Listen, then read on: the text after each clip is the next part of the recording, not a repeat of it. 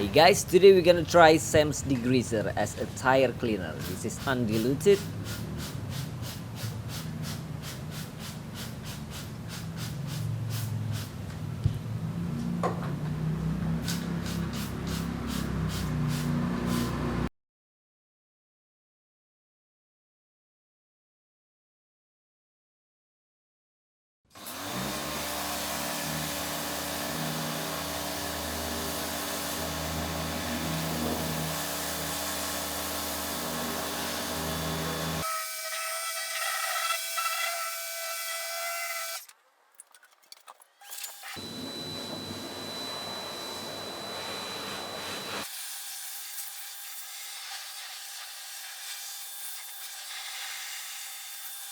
It works, but not much.